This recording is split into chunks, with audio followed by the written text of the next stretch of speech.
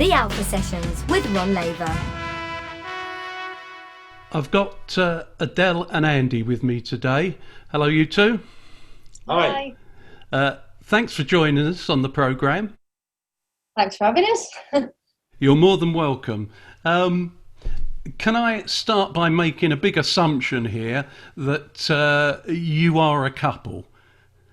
We are indeed, yes. Yeah. Yes. We got married in December of last year. Oh, right. So fairly new couple.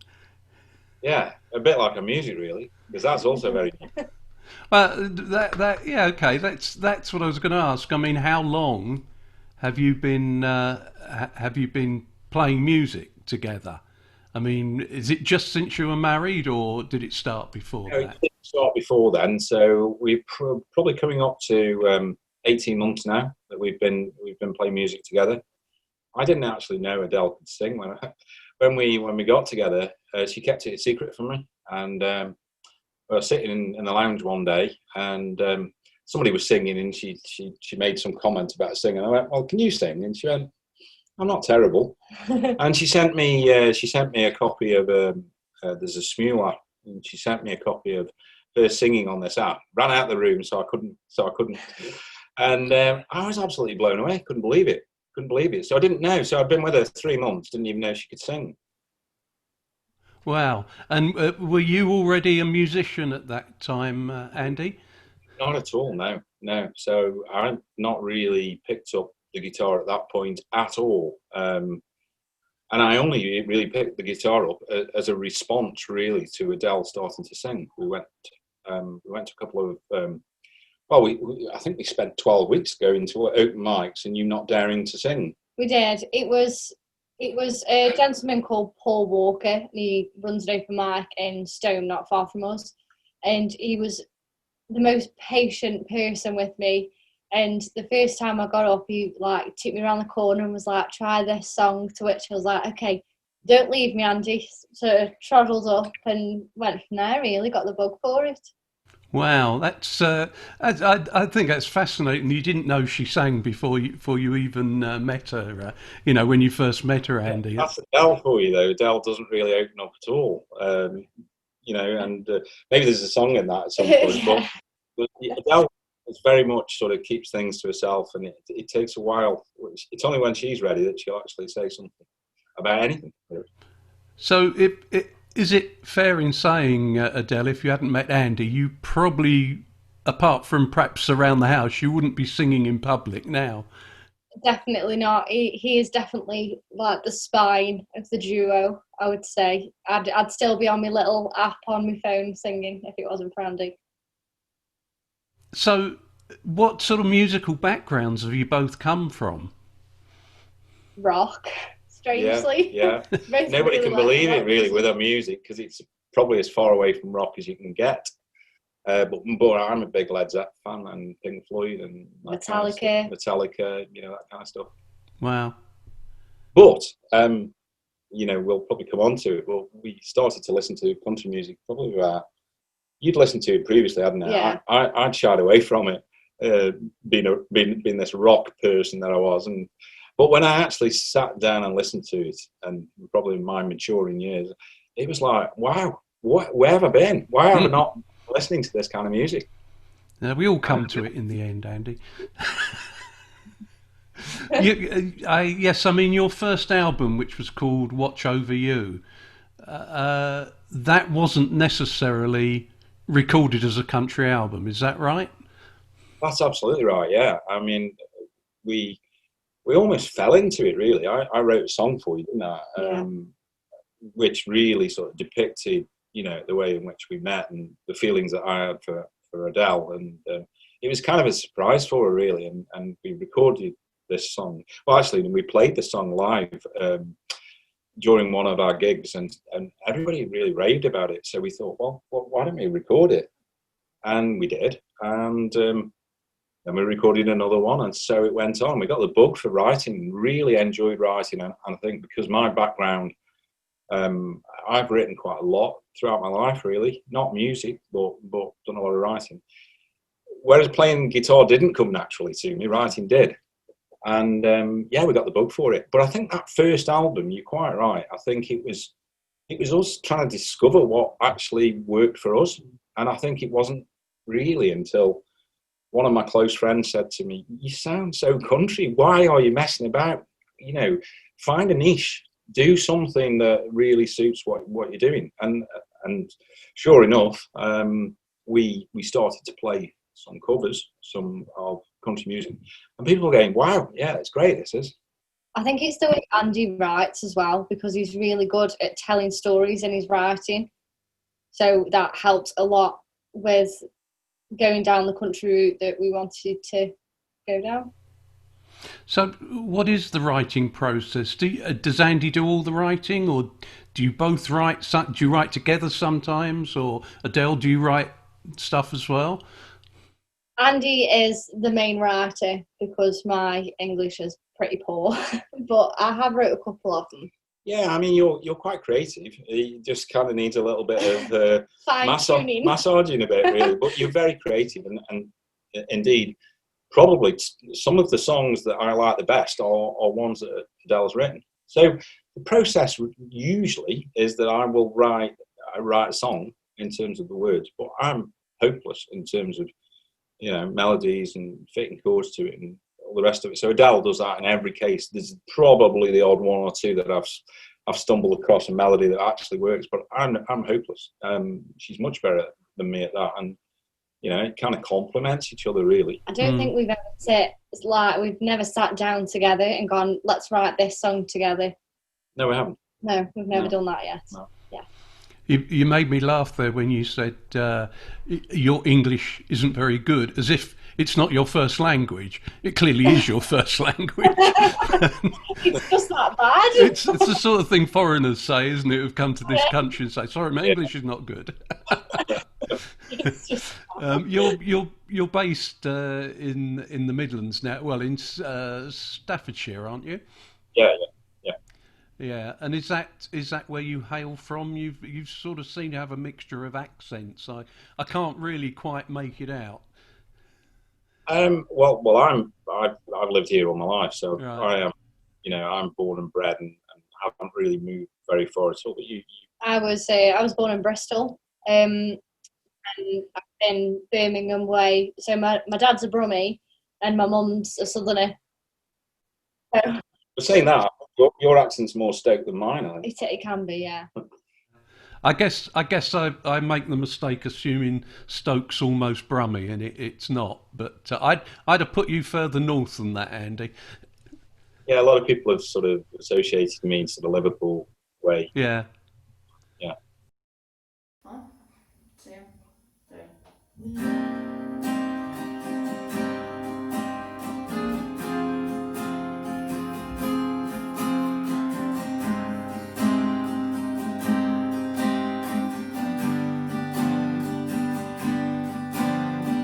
Driving home from the day in the city, Monday work makes it even so pretty. A cool breeze and a calming sky, a glance back to Boston, a building so high.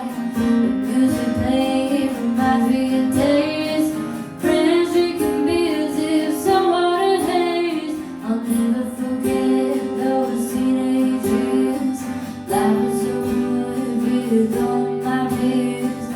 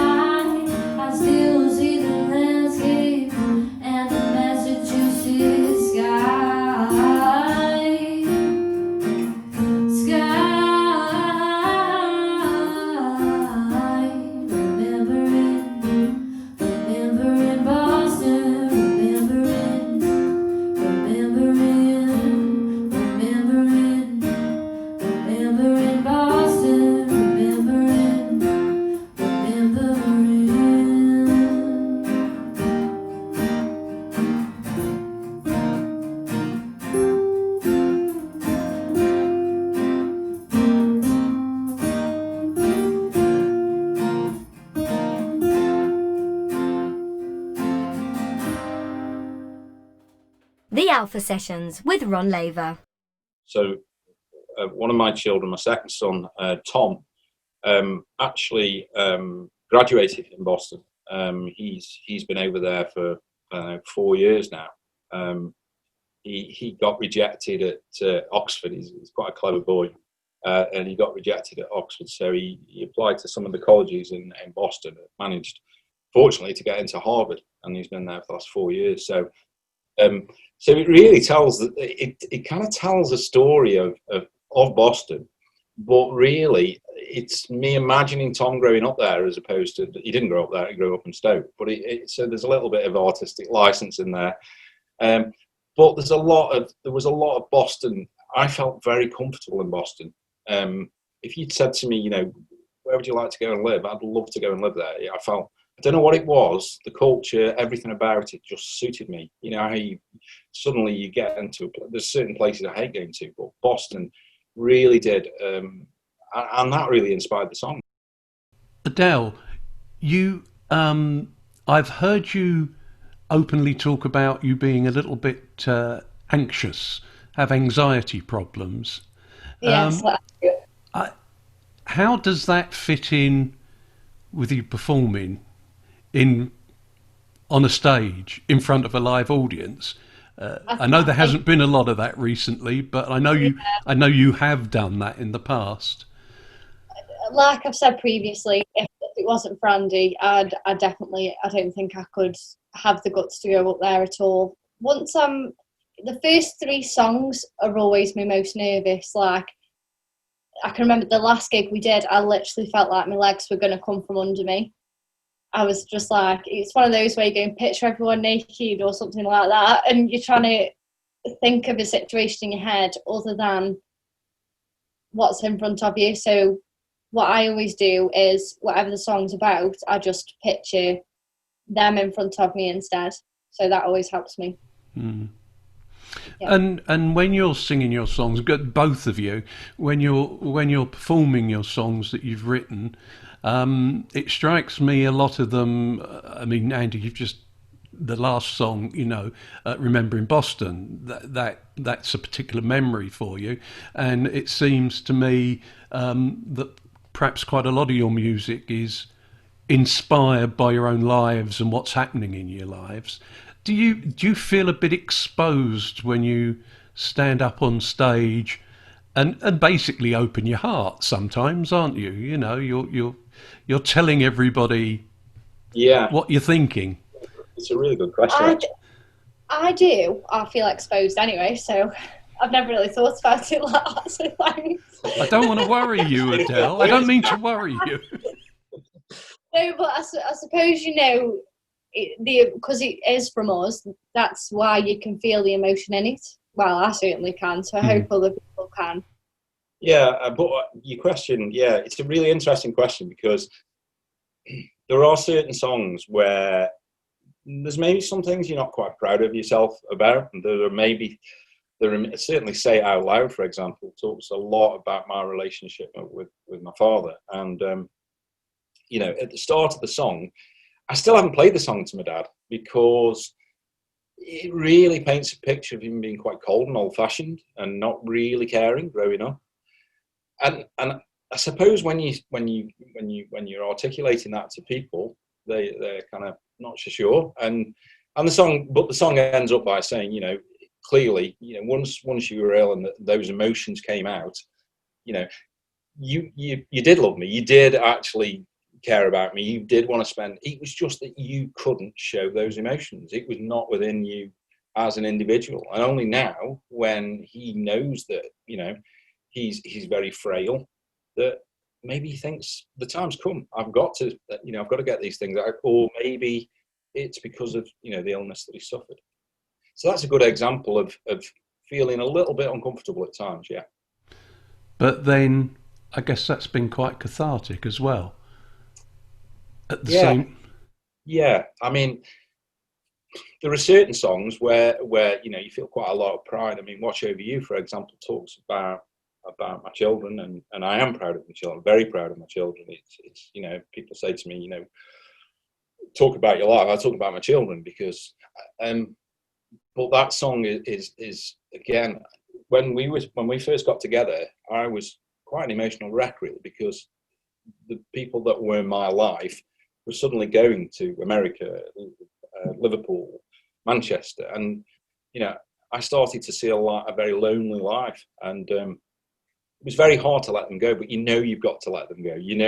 But by the same token, because I'm in contact with them all the time, and they come back to me and ask for advice and whatever, that you still got to watch over them, and so yeah, it can kind of work both ways. Mm. I must say, I mean, I've got 3 grown-up children. Excuse me. I've got 3 grown-up children, and they all live within spitting distance, and I can't imagine them. I can't imagine what it would be like to have them that far away. But yeah, I know it happens, and it's as a parent, you've got to do the best for them, haven't you? Really, Yeah, of course. Not sit there going, "Don't go, don't go." Yeah. You mentioned "Say It Out Loud," which is your current single. Yeah. And it got into the iTunes country music, UK country music charts. That must have been a good feeling for you both. Unbelievable. You would never, Never expected us at all. I think we started with no expectation other than to do something that made us both happy. And I mean, it was quite difficult breaking into the country scene because so many good artists, so much choice. But we've been really well received, and we're quite humbled really by the response that we've had from so many people. And honestly, that was the the thing that kind of brought it all together. To wow, we obviously must be better than we think we are, because we actually don't think we're that good. So. Well, and I mean, you obviously have had and probably still got a following locally where you I guess you gig a lot, or did gig a lot anyway. But you seem to have come to the attention of a lot of other people in the last few months. Your name seems to be popping up on social media a lot more. Well, I've noticed it in the last few months. Let's put it like that, where it wasn't a name that I knew before. So I mean, we that's testimony really to Ken Mickin and Rachel, Helen and Mace, who all put a shift in for us and really I think recognise. I mean, Julie, Ken's wife, is a particular fan of our. She loves our music, lovely. And she will sing to our song, and I think that's helped, because I think that's got Ken quite enthusiastic, and it spiraled, and this is how social media and all the channels help you. It clearly wasn't like that when I was growing up, but it's brilliant. It's brilliant.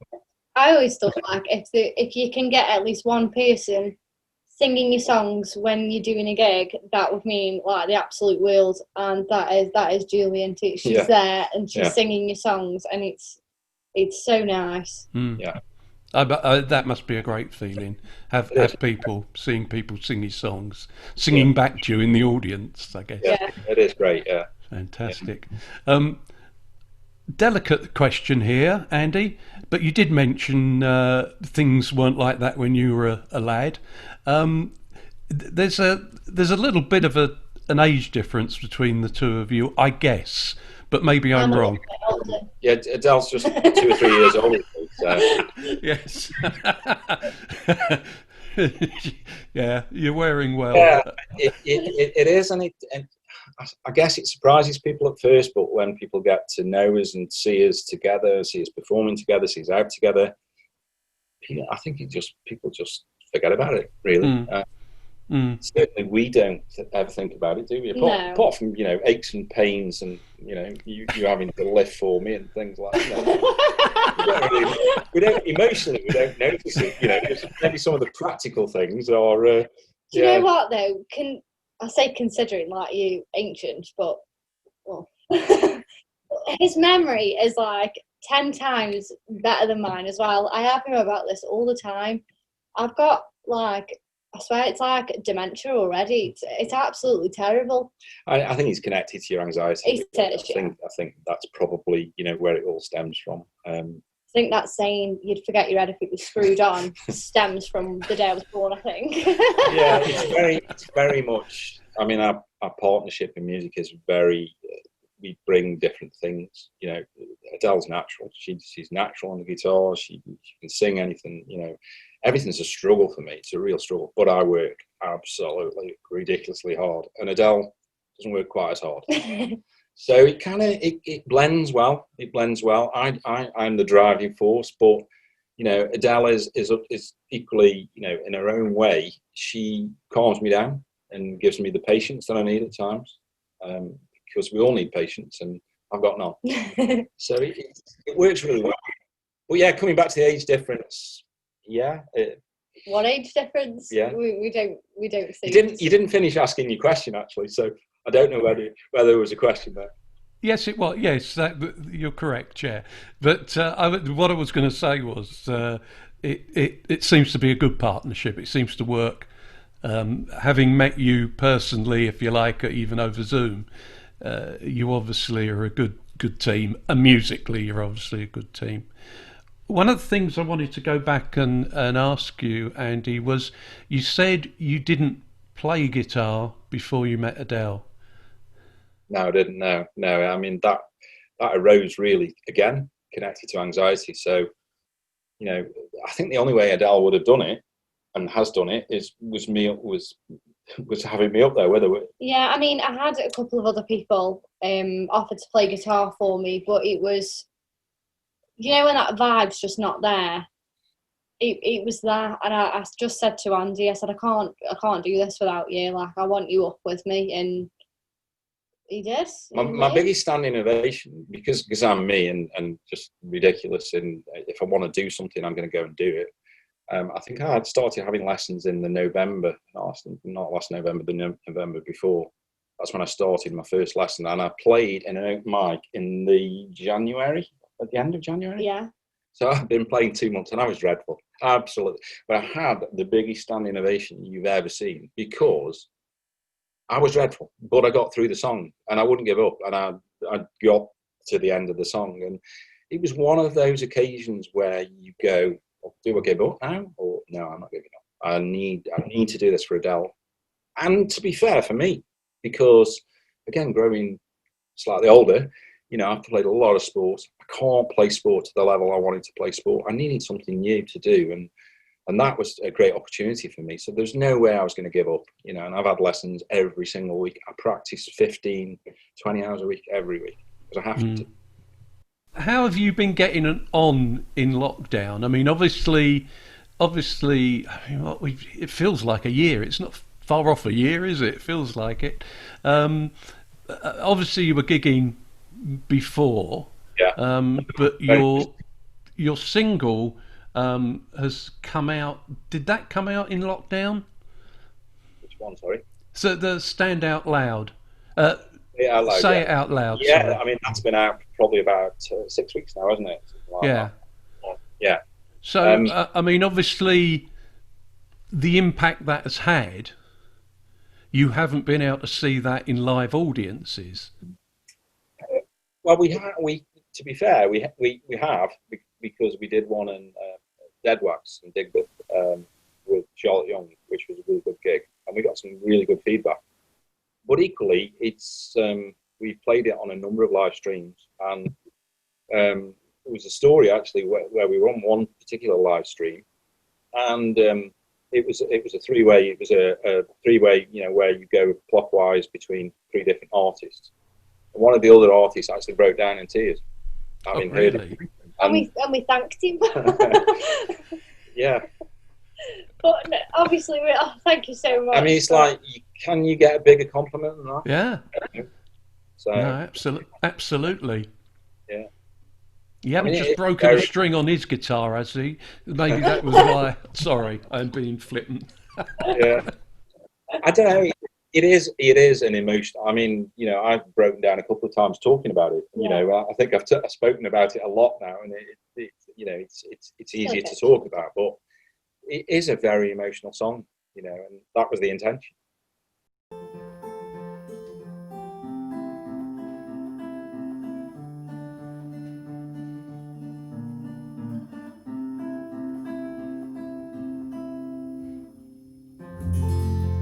Wanted your love and I needed applause. All of your feelings are behind these closed doors. The days and the hours you spent talking to me stopped you from being where you'd rather be. When I was growing up, I tried so hard to please. But your disappointment, oh, it brought me to my knees.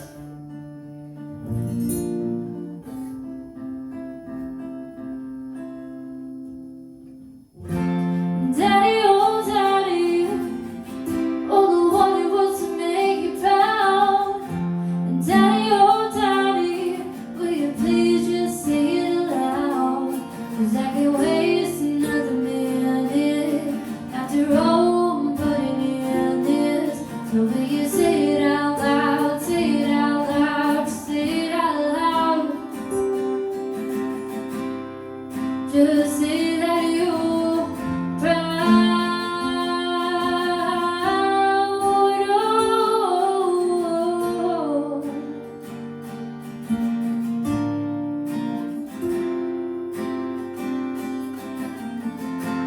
Mama always told me praise is not your way. Keep your feelings all in each and every way. Couldn't do right from doing wrong. Reach for your hand, but you would choose to hold alone.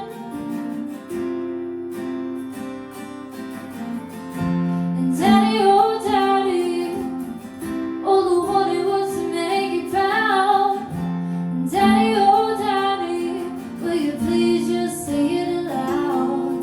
'Cause I can't waste another minute. After all I'm putting in this, so will you say it out loud? Say it out loud, say it out loud.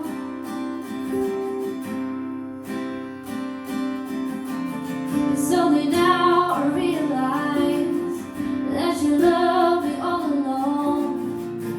How could I have been so stupid and so wrong? And daddy, oh daddy, all the wanted was to make you proud. And daddy, oh daddy, will you please just say it aloud? 'Cause I can't waste another minute. After all I'm putting in this, so will you say it out loud? Say it out loud, say it out loud.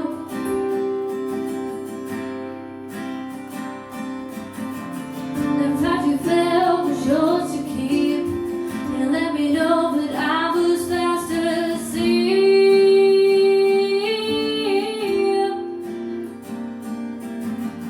The pride you felt was yours to keep. And let me know that I was faster to see.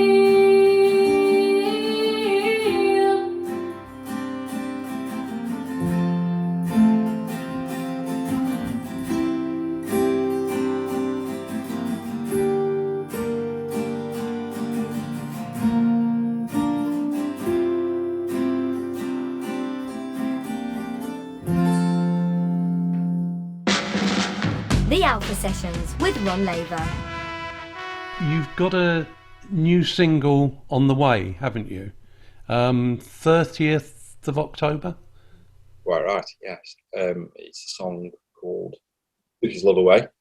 It's not a song about us, it's a song about somebody else. It's somebody we met in our local pub, where we play a lot of gigs. And it wasn't really until we saw him outside of us playing gigs where we managed to have a chat with him. And he was an elderly guy, I think mid-80s, something like that. And he started to tell us because he's always on it. Wherever we go, he's always on his own. He doesn't go to any place with anybody, but he's always drinking with people. He's always having a chat with people, and so he always tends to be on his own. But he's having a good time, and we chatted to him and just kind of asked him a little bit about his life, and he told us a bit about his wife, who sadly had passed away some years earlier, and he didn't really go into it a lot. It was almost like he didn't want to talk about it. I think it was almost like, you've seen me happy, I don't want to tell you about my sadness. So I kind of imagined what it would be like going to an empty house that was clearly, a happy home at some point. And I imagined what it would be like, life without Adele. And as I've said to a couple of people now, there was a program out at the time with Ricky Gervais called Afterlife, where he'd lost his wife. And I kind of put it all together. And it was my take on what I thought it might be like for him, once he'd left the pub. And so that was pretty much it, really. And quite an emotional song. What I wanted to ask you about that, does the guy know that you've written this song? We haven't seen him. He doesn't know. We did it whilst we were in lockdown, and we haven't had the chance to see him yet. Yeah, we haven't named him. No. Everybody knows who he is. So it's one of those that I don't know. I don't know whether I will actually tell him or not. Probably will. A question to both of you, really. You can answer individually. Fingers on buzzers. Is there a song, say a country song, that you wish you'd written? One that you really admire? Ooh. House That Built Me. The House That Built Me. Yeah. I don't know. Yeah, I love that song. I just think the whole everything about the song is right. It's just fantastic. Oh. You're struggling now, aren't you? I love them all. We've got no favourites. Don't worry if you can't bring anything to mind. You like the Lady Antebellum ones, don't you? Like Never Alone and. I do, but I really like Carrie Underwood as well. Okay, switching around here, going back to lockdown. Has it been difficult as a relatively newly married couple to be living in each other's pockets for all this time? I'll let you answer that one. Well, no, because for me, it's been absolutely brilliant. I'm kind of retired until recently, when I'm going back to work again. But so it hasn't really affected me in a massive way. And I think because I'm old and because I'm very content in what I'm doing and practicing guitar writing, it's not really bothered me that much. And I think we both went through stages, more so me, even my son, to be honest, got a little 5-year-old. Mentally, some of the days could be very difficult. Like you kind of felt like you were in a bit of a vicious circle. But how we were with each other, that we're probably the most horizontal people, horizontal people you'll ever meet. So, yeah, we are pretty laid back. Yeah. And yeah, we are definitely very laid back. I didn't beat him with his guitar, so. And I'm quite philosophical about the whole thing, really, because again, I was saying on an interview the other day, my hope was that when all of this had happened, that people would actually realise, because I don't think I'm scared to say, I think there's very sort of selfishness out there, and I don't think social media helps. I don't think all of the media helps, but I wish people would actually just go, do you know what? We're lucky. We had so much, and I hope this time would have been a reflective piece for people to actually go, do you know what? All these things that we took for granted, it's shown us how important these, not being able to visit your parents in hospital, not being able to go and see your kids in America, so many things that could go on. And to me, I just kind of look at it and go, yeah, I'm so glad I had what I had, and I'm sure at some point we'll get it all back again. I totally agree with you, Andy, totally. If you got a call tomorrow from a promoter who said, "We want you to do a gig. Forget COVID for the minute. We want you to do a gig. It can be where you like, anywhere in the world, any venue. What would your answer be to that?" Well, Nashville, obviously, for me. I love the American culture. I don't know too much about Nashville. I haven't really researched it. I couldn't really tell you, where in Nashville. But just because I know that, it's the hub capital of, people that really embrace the country scene. And for me, yeah, I guess if I wasn't going there, I would probably be going, to Australia and around those. Because I've not been, but I love the idea of going to Australia. Mm. What about you? I'm with you on that one. I'll leave that. Okay. I'm in agreement. Okay, going back to this gig in Nashville, who would you like to have on the bill with you to collaborate with, to perform with, maybe write with, but to be up there on stage with you? Okay, I would choose two artists, one famous, one not famous. So the famous one would be Luke Combs, because I think he's absolutely brilliant, and the one I think would be Keira Mack. Yeah. Yeah. Yeah, we like Keira Mack very much. I think we're both massive fans. She's an absolutely amazing talent.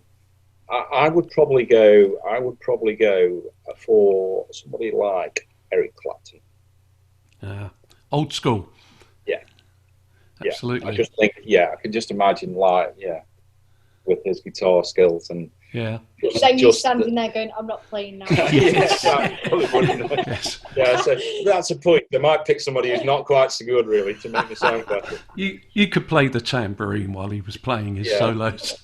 Don't play bass. I get away with playing bass. Oh, that's great. What future plans are then for the two of you, musically? Yeah. So we had a chat with Rachel. We weren't really sure what to do next because we've released the first album, and as I said, it was very much us finding our feet and not really sure. And the 3 singles really were meant to show people we were serious about country. And it was, do we do a second album or? And I think the consensus was Rachel said to us, I tell you what, I think what you should do now is like part the 3 singles and maybe record a 4-track EP. And we've got certainly 3 of them, haven't we? Yeah. Nailed in the 3 of the 4 songs. So so by March next year we'll have a 4-track EP with a couple of singles maybe in January, February off that, and two that nobody's heard of. Yeah, I think after this one has been released at the end of the month, that'll be a little break. Yeah, I think we're having a break. Yeah. Oh, no, anyway. There's one track of yours that we haven't played yet, and that's No More Goodbyes. Is that part of this forthcoming set of EP or whatever? It is actually, and I think this song was written by Adele. It was written by myself. It was, so Andy wrote one, the first song he wrote was Love That Is Rare. Love That Is Rare, when we first got together, how he felt. So it took me a bit longer to do one, but I wrote one. It was for him. That's the story of our lives, wasn't it, really? Write each other songs all the time. Yeah. But yeah, it was just before we actually got together, and I was kind of racking my brains going, how is it you're feeling? This is how I feel, kind of thing. So it's where that came from. Yeah, and the No More Goodbyes was the fact that we had to say goodbye, didn't we? And it took a while before we were able to actually take the plunge, and there was no more goodbyes because we were together. Yeah. Okay, before we hear that track, if people watching this and listening to this want to find out more about you, how can they find you on social media? We're on quite a lot of different platforms, actually. We're on Facebook, Instagram and Twitter. I think Facebook and Instagram, you just search for Adele and Andy. Twitter is Adele Andy 1. YouTube is Adele and Andy again. But you can also find all our music on all the like platforming. Spotify, There we go. Apple, iTunes. iTunes. So we're everywhere. I was saying to somebody the other day, sometimes I feel like we're too much in people's faces, and they went, "Don't be daft. You can't be too much. You know, keep getting yourself out there." So yeah, but we hope we don't annoy people by our constant presence. And I don't think it can do anything but good for you. Thank you so much for sparing the time to talk to us today, and I wish you best of luck together and as a duo as well. And we'll certainly be looking out for you in the future. Thank you. Thank you so much for having us on. I really appreciate You're it. more than welcome. Thanks. Great.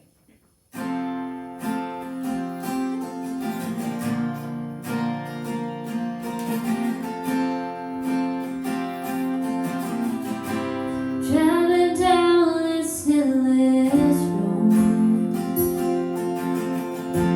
the only road I've ever known, and it is tiring, but I see you in the distance, your big blue eyes, oh they glisten, and you're scolding like something on a Broadway show. Now I know which way you got to go. So you will be my Romeo and I'll be your Juliet. Walk along the seafront watching the sunset. And I know I'm gonna be alright. So you will be my hero and I'll be your princess, waiting in a castle, counting the stars. And I know you're gonna be my shining light. But for now, it's got to be goodbye.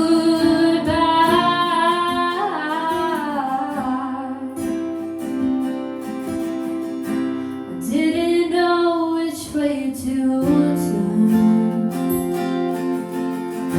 I guess some things you live and learn. But when it's over, I'll be scarred, I'll be in pieces. But when I see you in the distance, I'll be running down the road with my arms wide open.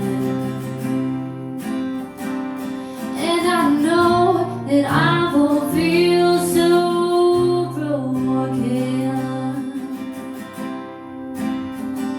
So you will be my Romeo and I'll be your Juliet. Walk along the seafront watching the sunset. And I know I'm gonna be alright. So you will be my hero and I'll be your princess, waiting in a castle, counting the stars. And I know you're gonna be my shining light. But for now, it's got to be goodbye.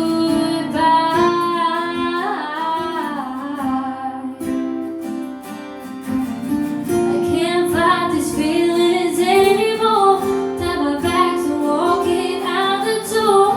Just tell me how you really feel. So can you be my Romeo and I'll be your Juliet? Walk along the seafront watching the sunset. And I know I'm gonna be alright.